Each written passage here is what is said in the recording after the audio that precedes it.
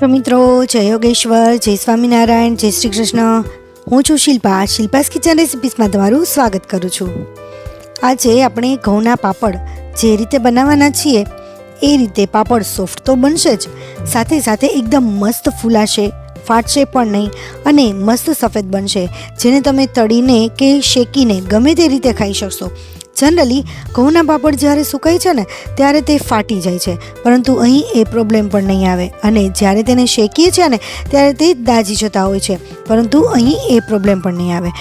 તો આપણે અહીં જે રીતથી બનાવવાના છીએ ને એ સ્ટેપ બાય સ્ટેપ જો ફોલો કરશો ને તો તમારા પાપડ પણ ફાટશે નહીં કે દાજશે પણ નહીં. બધી જ નાની નાની ટિપ્સ જોવા માટે વિડીયોને સ્કીપ કર્યા વિના છેલ્લે સુધી જોતા રહેજો. તો મિત્રો, પાપડ બનાવવાનું આપણે શરૂ કરીએ ને એ પહેલાં મારે તમને એક વાત કહેવાની છે કે જો તમે મારી ચેનલને હજી સુધી સબસ્ક્રાઈબ ન કર્યું હોય ને તો સબસ્ક્રાઈબ કરી લેજો, કેમ કે હું આવા જ નવા વિડીયો લાવતી રહું છું. અને બાજુમાં જે બેલ આવે ને એને પણ ઓન કરી દેજો, જેથી નવા વિડીયોની નોટિફિકેશન તમને તરત આવે અને નવો વિડીયો તમે તરત જોઈ શકો. અને આ વિડીયો કેવો લાગ્યો ને એ તમે મને કમેન્ટમાં જણાવજો. તમને વિડીયો થોડો પણ ઉપયોગી બને ને તો બીજા સાથે પણ શેર કરજો, જેથી એમને પણ ઉપયોગી બની શકે. તો ચાલો આપણે બનાવવાનું શરૂ કરીએ.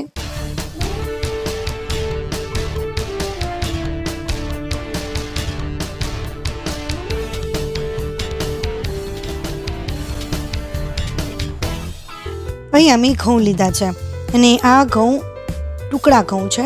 અમે ટુકડા ખાઈએ છીએ એટલે ટુકડા ઘઉં લીધા છે. અને તમે જો બીજા કોઈ લોકવન કે બીજા કોઈ ઘઉં ખાતા હોય તો તમે એ લઈ શકો છો. તો આ ઘઉં મેં 1 કિલો લીધા છે અને અહીંયા ચોખા લીધા છે. હવે આ ભાત જે છે ને એ આપણે ખીચડિયા ભાત આવે છે ને એના જ આપણે પાપડ બનાવવાના હોય. તો આ ખીચડિયા ભાતના પાપડ વધારે સરસ બને છે. તો અહીંયા મેં 500 ગ્રામ ભાત લીધા છે. તો આ બંને આપણે મિક્સ કરી દઈશું. 1 કિલો ઘઉં અને 500 ગ્રામ ચોખા, એ રીતના માપથી આપણે ચાલવાનું છે. હવે મિત્રો, અહીંયા તમે ખાલી ઘઉંના પાપડ પણ કરી શકો છો, પરંતુ ખાલી ઘઉંના જો કરીએ ને તો એ થોડા ફાટી જતા હોય છે. એટલે જો થોડા ચોખા મિક્સ કરશો ને આ રીતે તો જ્યારે એ સુકાય છે ને ત્યારે ફાટવાનો પ્રોબ્લેમ પણ નહીં આવે. તો અહીંયા હું ઘંટીમાં ઘરે જ દળવા નાખું છું અને એકદમ ઝીણો લોટ હોય ને, આપણે દળીએ છીએ રોટલીનો સાવ એવો જ ઝીણો દળવાનો છે. અને જો તમે બહાર દળાવતા હોય તો તમે એ રીતે પણ દળાવી શકો છો, પરંતુ ઝીણો લોટ દળવાનો અને દળાવવાનો છે. તો અહીંયા મારે 1 તપેલું માપ કરીએ છીએ ને તો 1 તપેલું લોટ થયો છે, પરંતુ આપણે અહીંયા વાટકાના માપથી તમને બધાને બતાવવા માટે આપણે વાટકાનું માપ પણ લઈ લઈશું, એટલે પાણી કેટલું નાખવું ને એ પ્રમાણ આપણને ખ્યાલ આવે. તો અહીંયા એક મોટા ઊંડા તપેલામાં હું લોટ નાખી દઉં છું. તો અહીંયા મારે લગભગ 6 વાટકા જેટલો લોટ થયો છે. અહીંયા 6 વાટકાની ગણતરી કરી અને લોટ લીધો છે. તો આ બધો જ લોટ આપણે એની અંદર નાખી દીધો છે અને અત્યારે આ લોટને આપણે સાઈડમાં રાખી દઈશું. અને પાણી છે એ આપણે એનાથી દોઢું નાખવાનું છે. જ્યારે પણ ઘઉંના પાપડ બનાવતા હોઈએ ને ત્યારે એનું દોઢું આપણે પાણી નાખીએ છીએ, એટલે કે 1.5 ગણું પાણી નાખવાનું છે. તો મારે 1 તપેલું લોટ થયો હતો ને તો મારે 1.5 તપેલું આપણે પાણી નાખવાનું છે. પણ સાથે સાથે એમાં ચોખા પણ છે. ચોખાના જ્યારે પાપડ બનાવીએ છીએ ને ત્યારે એમાં ડબલ પાણી નાખીએ છીએ. તો હવે આપણે પાણીનું માપ કેવી રીતે કરશું? તો અત્યારે મેં 1 તપેલું પાણી બીજા મોટા વાસણમાં લઈ લીધું છે અને ત્યાર પછી પોણું તપેલું લઈશું, એટલે ચોખાના માપ પ્રમાણમાં પણ થોડુંક વધુ પાણી નાખવાનું છે. અને હવે આપણે પાણીને અલગથી ગરમ કરવા મૂકી દઈશું. હવે પાણી અલગથી ગરમ થઈ ગયું છે અને આ રીતે ગરમ થઈ જાય એટલે એની અંદર આપણે મસાલા નાખી દઈએ. તો અહીંયા મેં તીખા પાવડર લીધો છે અને આ તીખા પાવડર લગભગ 1.5 ચમચી જેટલો છે, એ બધો જ આપણે એની અંદર નાખી દઈશું. મિત્રો, આપણા શરીરમાં 18 પ્રકારના વાયુઓ હોય છે અને 18 પ્રકારના વાયુ અલગ અલગ રીતે આપણને ઘણી વખત પ્રોબ્લેમ કરતા હોય છે. તો એકેય પ્રકારના વાયુ નુકસાન ન કરે એના માટે થઈને આપણે આ અલગ અલગ પ્રકારના મસાલા આપણે આમાં યુઝ કરવાના છે. તો ત્યાર પછી અહીંયા મેં જીરું લીધું છે. જીરુંને અધકચરું ખાંડી લીધું છે અને એનું પ્રમાણ થોડું આપણે વધારે રાખીશું. 3 ચમચી આખી મોટી ભરીને એટલું મેં જીરું લીધેલું છે. અને ત્યાર પછી અહીંયા સવાદાણા લીધા છે. તો અહીંયા 2 ચમચી જેટલા સવાદાણા લઈ લઈશું અને એ પણ આપણે એની અંદર નાખી દઈએ. ત્યાર પછી અહીંયા લાલ અને લીલા મરચાં લીધા છે. મિત્રો, લાલ મરચાં છે ને મારે થોડા તીખા હતા એટલે મેં એ મરચાં થોડા ઓછા નાખ્યા છે, અને લીલા મરચાં થોડા મોડા હતા એટલે મેં એ થોડા વધારે પ્રમાણમાં નાખેલા છે. એનો ટેસ્ટ વધારે સરસ આવે છે બંનેનો મરચાં નાખીએ એટલે. તો તમે તમારી રીતે વધઘટ કરી શકો છો, જે પ્રમાણે તમારે તીખાશ અંદર જોઈતી હોય. ત્યાર પછી મેં આદુને આ રીતે છીણી લીધું છે. હવે આદુની અંદર છીણેલું છે એમાં રેસા ન આવે ને એના માટે થઈને આપણે થોડું પાણી નાખી દઈશું અને આ રીતે આદુનું પાણી નિતારી અને દબાવી લઈશું. તો દબાવીને નિતારી અને પછી આપણે બધું જ પાણી એની અંદર નાખી દેવાનું છે, જેથી આદુનો ટેસ્ટ પણ અંદર આવે અને અંદર રેસા ન આવે. તો આ રીતે કરશો એટલે એનો ટેસ્ટ વધી જશે. તો આદુમાં સહેજ પાણી નાખી અને એકદમ દબાવી અને નીચવી અને બધું જ પાણી એની અંદર નાખી દઈશું. અને જે આદુ વધે ને એ તમે ચામાં કે ગમે તેમાં બીજામાં પણ યુઝ કરી શકો છો. ત્યાર પછી આપણે મીઠું નાખી દઈએ. હવે અહીંયા આપણે 1.5 કિલો લોટ લીધો છે ને, તો એના પ્રમાણમાં આપણે મીઠું નાખવાનું છે. અહીંયા આપણે 5 ચમચી મીઠું નાખીએ છીએ. એકદમ મોટી અને આખી ભરીને આપણે 5 ચમચી મીઠું નાખવાનું છે. અને જો જરૂર લાગે તો છેલ્લે જ્યારે બધું સરસ ઉકળી જાય ને ત્યારે આપણે એનો ફરીથી ટેસ્ટ કરવાનો છે. જો મીઠાની જરૂર લાગતી હોય તો નાખી દઈશું. ત્યાર પછી અહીંયા આપણે ખારો નાખીશું. હવે મીઠાનું પ્રમાણ એવી રીતે છે કે ખારો પણ ટેસ્ટમાં ખારો જ હોય છે, એટલા માટે અત્યારે આપણે મીઠાનું પ્રમાણ કદાચ થોડું ઓછું રાખીશું. જ્યારે જરૂર પડે તો આપણે નાખી લઈશું. અને જે ખારો છે ને એ આપણે 3 ચમચી નાખવાનો છે. એનું માપ કઈ રીતે લઈશું કે આપણો જો 500 ગ્રામ લોટનો જો આપણે કરતા હોય ને પાપડ, તો એની અંદર આપણે 1 ચમચી ખારો લેવાનો છે. 1 કિલો લોટના પાપડ કરતા હોય તો એની અંદર 2 ચમચી ખારો લેવાનો છે. અત્યારે આપણે 1.5 કિલો પાપડ કરીએ છીએ, 1.5 કિલા લોટનો, તો એની અંદર 3 ચમચી ખારો લેવાનો છે. અને બધું જ પાણી સરસ રીતે ઉકળવા દઈશું. પાણી ઉકળી જાય એટલે આપણે એને ગેસ પરથી ઉતારી લેવાનું છે. ઉતારી અને આપણે થોડી અલગ ટ્રીક વાપરવાના છીએ. અહીં આ તપેલામાં જે લોટ છે ને એની અંદર આપણે પાણી નાખીશું. જે ગરમ કરેલું ઉકાળેલું મસાલાવાળું પાણી હતું એ પાણી આપણે એની અંદર નાખીશું. જનરલી શું કરતા હોય છે કે પાણીની અંદર જ લોટ નાખતા હોઈએ છીએ, પરંતુ આ રીતે કરવાનું કારણ પણ હું તમને આગળ જણાવું છું. તો પહેલાં તો આ રીતે જ આપણે સ્ટેપ બાય સ્ટેપ બધો જ લોટ અને પાણી મિક્સ કરી લઈશું. જ્યાં સુધી આપણે લોટ એકદમ પરફેક્ટ મિક્સ નથી છે ને ત્યાં સુધી આપણે પાણી નાખતું રહેવાનું છે આ રીતે, અને એકદમ ફટાફટ હલાવતું રહેવાનું છે, જેથી ગઠ્ઠા ન પડી જાય ને એનું પણ ધ્યાન રાખવાનું છે. ગઠ્ઠા ન પડે એના માટે આપણે ફટાફટ હલાવતું રહેવાનું છે અને ફટાફટ પાણી નાખતું રહેવાનું છે. આમાં 2 જણાની જરૂર પડશે. તો આ રીતે બધો જ લોટ મસ્ત રીતે મિક્સ કરી લઈએ આપણે. આપણો લોટ બધો જ પરફેક્ટ મિક્સ થઈ ગયો છે. અને આ રીતે કરવાનું કારણ શું છે ખબર છે? ઘણીવાર ચોખા છે ને નવા અને જૂના એ રીતના હોય છે. તો ઘણી વખત ચોખા વધુ પાણી શોષી લેતા હોય છે અને ઘણી વખત એ ઓછું પાણી શોષતા હોય છે. તો ચોખાના ઉપર ડિપેન્ડ હોય છે કે આમાં પાણી કેટલું જોશે. તો એના પ્રમાણમાં આપણે આ રીતે જો પાણી નાખીશું ને તો આપણો જો લોટ છે ને એ પરફેક્ટ બનશે. જો અહીંયા મારે નાનો એક વાટકો છે ને એટલું પાણી વધ્યું છે. તો જ્યારે આપણે પાણીની અંદર જ લોટ નાખી દઈએ છીએ ને ત્યારે આપણું ખીચું ઢીલું પડે છે અને આપણા પાપડ પ્રોપર બનતા નથી. તો હવે અમે એક ઢોકળિયું લીધું છે. ઢોકળિયામાં પાણી ભરી લીધું છે અને અહીંયા ઓઢણીનું કાપડ 3 થી 4 વડું કરી અને એની ઉપર રાખી દીધું છે. અને આપણું જે ખીચું બન્યું છે ને એ ખીચું એની અંદર આપણે નાખી દઈશું. જેટલું સમાય એટલું ખીચું આપણે નાખી દેવાનું છે. અને ત્યાર પછી એ ખીચાને આપણે ફરીથી ગેસ ઉપર બાફવા મૂકવાનું છે. અહીંયા જેટલું ખીચું તમે આની અંદર સમાય એટલું નાખી અને બીજું જે વધે ને એ તમે બીજી વખત આ રીતે કરી શકો છો.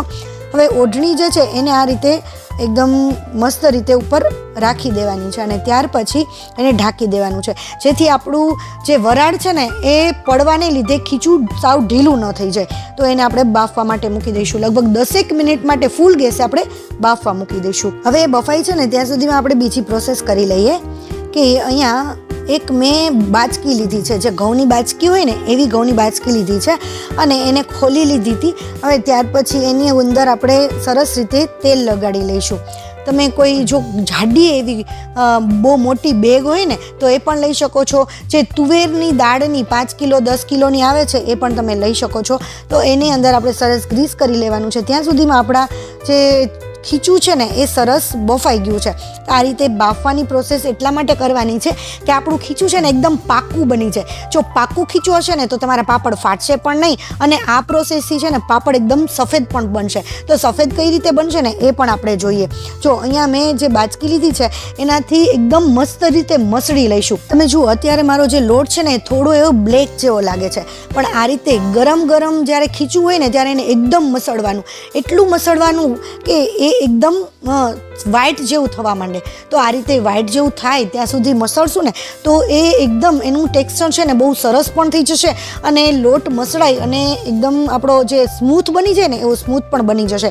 તો આ રીતે થપકારી મસળી ગમે તે રીતે કરીને આપણે એકદમ વ્હાઈટ લોટ બનાવવાનો છે. જો અત્યારનો લોટ તમે જોઈ શકો છો કેટલો એકદમ વ્હાઈટ છે અને પહેલાંનો લોટ છે એ એકદમ બ્લેક જેવો લાગે છે. તો આ રીતે એકદમ મસળી લેવાનો છે અને ત્યાર પછી આપણે એને એક વાસણમાં લઈ લઈશું અને આ રીતે ગરમ ગરમ હોય ને ત્યાં સુધીમાં જ એને આપણે પાપડ બનાવી લેવાના છે. તો ઢાંકી દઈશું અને જેટલો આપણે લોટ જોઈએ ને એટલો આપણે અલગ લોટ લેતા જઈશું અને પાપડ બનાવતા જવાનું છે. તો અહીંયા હું મશીનમાં પાપડ બનાવું છું. જો તમારે વણવા હોય તો તમે વણી પણ શકો છો, પણ મશીનમાં પાપડ બનાવવા માટે કઈ રીતે કરીશું તો થોડો એવો હાથમાં આપણે થોડો લોટ લઈ લઈશું, થોડું તેલ લગાડી લઈશું જેથી ગરમ પણ ના લાગે અને આપણા હાથમાં ખીચું ચોંટે પણ નહીં. હવે બધા ખીચામાંથી થોડું ખીચું લઈ અને એના આપણે લુવા બનાવી લઈશું. થોડા લુવા બનાવી લઈશું, ઠરે નહીં ને અને આપણી સ્પીડ જેટલી થઈ શકે એમ હોય ને એટલા જ આપણે લુવા બનાવી લઈશું.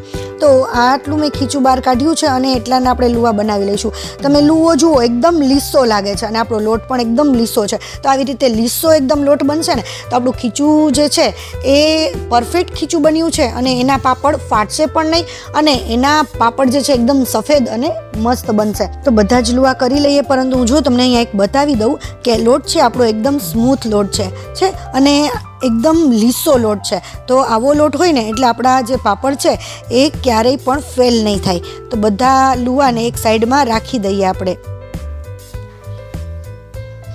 અને અહીંયા નાની એવી પ્લાસ્ટિકની કોથળી લઈ લીધી છે. કોઈ પણ થોડી એવી જાડી કોથળી લેવાની કે જે ઘણી વખત આપણે બહાર સાડી લેતા હોય, ડ્રેસ લેતા હોય તો એમાં જે કોથળી આવે છે ને થોડી જાડી કોથળી હોય છે. તો એવી કોથળી લઈ લઈશું અને એમાં આપણે તેલ લગાવી લઈશું. એ જાડી કોથળી લઈશું ને તો શું થશે ખબર છે કે જ્યારે આપણે પાપડ બનાવીએ છીએ, આપણે મશીનમાં મૂકીએ છીએ ને ત્યારે કોથળીમાં કળચલી નહીં આવે. જો કળચલી આવશે ને કોથળીમાં તો એ પાપડ ભાંગી જશે અને પાપડમાં પણ કળતલી થશે.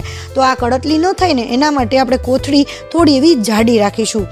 તો આ રીતે બંને બેગમાં મેં તેલ લગાવી લીધું છે. અત્યારે મારે થોડો પવન છે, આજે મેં ખીચું બનાવ્યું છે, પાપડ બનાવવાના છે અને પવને પણ મારી પરીક્ષા કરી છે. તો આ રીતે એક એક લૂ લેતા જઈશું અને બેગ ઉપર મૂકી અને બીજી બેગ આપણે ઉપર રાખતા જઈશું. અને બહુ વજન આપી અને આપણે એને નથી પ્રેસ કરવાનું, થોડો એવો વજન આપશું ને ત્યાં આ રીતે પાપડ સરસ બની જશે. અને મિત્રો તમે જુઓ મારા પાપડ જે છે એકદમ મસ્ત પતલા છે. ઘઉંના આ જે પાપડ છે ને આટલા પતલા કરશો ને તો પણ બહુ જ મસ્ત થશે. ઘણા લોકો એવું કહે છે કે ઘઉંના પાપડ થોડા જાડા રાખશો તો એ ફાટશે નહીં, પરંતુ અહીંયા હું તમને બતાવી દઈશ કે આ રીતે પતલા પાપડ પણ એકદમ મસ્ત બને છે. એને બહુ જાડા રાખવાની જરૂર નથી. તો આ રીતે બેગને ઊંધી વાળી અને સેજ પકડી અને એને આપણે ઉથલાવી લઈશું. તો આ રીતે ઇઝીલી ઉથલી જાય છે. અને આપણે પાપડ થોડા નાના બનાવીશું. જો નાના બનાવીશું ને તો એ જરાય ફાટશે નહીં. પતલા બનાવશો ને તો પણ નહીં ફાટે, પરંતુ જો મોટા પાપડ બનાવશો ને તો એ જ્યારે સુકાય છે ને ત્યારે ખેંચાવાને કારણે થોડા ફાટી જતા હોય છે. એટલે નાના નાના પાપડ આપણે બનાવવા. તો અહીંયા બધા જ પાપડ બનીને રેડી થઈ ગયા છે અને સુકાઈ પણ ગયા છે. તમે જોઈ શકો છો મારા પાપડ એકેય પાપડ ફાટ્યા નથી. તો આ રીતે બધા જ પાપડ મસ્ત બનશે. અને આપણે તળીને એક વખત ચેક કરી લઈએ કે આપણા તળેલા પાપડ કેવા બને છે અને ત્યાર પછી આપણે શેકી પણ જોઈશું, શેકીને કેવા પાપડ બને છે. તો અહીંયા તળીને એકદમ મસ્ત સફેદ પણ ખૂબ જ સરસ બને છે અને બહુ લાલ પણ નથી થઈ જતા. આપણે બધું જ પરફેક્ટ માપ હશે ને તો પાપડ લાલ પણ નહીં થાય અને ફૂલશે પણ સરસ અને એકદમ મસ્ત સોફ્ટ બનશે. હું અહીંયા તમને હમણાં પાપડને ભાંગીને પણ બતાવી દઉં કે આપણા પાપડ કેટલા સોફ્ટ અને ક્રન્ચી બન્યા છે. અને હા, તમે જોઈ શકો છો અહીંયા કે આપણા પાપડમાં એકદમ બહુ મોટા પરપોટા પણ નથી. ઘણાના પાપડમાં થોડા મોટા પરપોટા બનતા હોય છે. તો એનું કારણ એ છે કે એકદમ પરફેક્ટ સુકાયેલા નથી હોતા. તો એને તડકામાં બરાબર તપવી દેવા. તો અહીંયા આપણા જે એકદમ ક્રન્ચી પાપડ તૈયાર છે અને હવે આપણે શેકીને ચેક કરી લઈએ કે કેવો પાપડ બને છે. તો આ રીતે શેકવામાં ઘઉંનો પાપડ શેકવામાં થોડી ઉતાવળ જ રાખવી પડે, એને ફટાફટ શેકવા પડે. આમ તો જો કે કોઈ પણ પાપડ હોય એને શેકવામાં આપણે થોડી ઉતાવળ જ રાખવી પડતી હોય છે. તો આ રીતે ફટાફટ આપણે પાપડને શેકી લઈશું.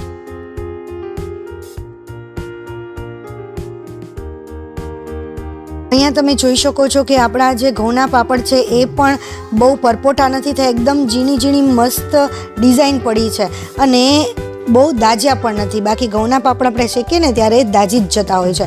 અને જુઓ હું ભાંગીને પણ બતાવું, એકદમ મસ્ત ક્રન્ચી અને સોફ્ટ એકદમ ઇઝીલી ભાંગી જાય છે. તો આ રીતે જો તમે પાપડ બનાવશો તો તમારા પાપડ પણ એકદમ મસ્ત સોફ્ટ સફેદ અને એકદમ સુપર બનશે. તો મિત્રો તમને જો મારી રેસીપી થોડી પણ ઉપયોગી બની હોય ને તો બીજા સાથે શેર જરૂર કરજો જેથી એમને પણ ઉપયોગી બને. અને હા, કેવી લાગી ને મને તમે કમેન્ટમાં કહેવાનું ના ભૂલતા. Thank you for watching. નવી રેસીપી સાથે આપણે ફરીથી મળીશું. ત્યાં સુધી બાય.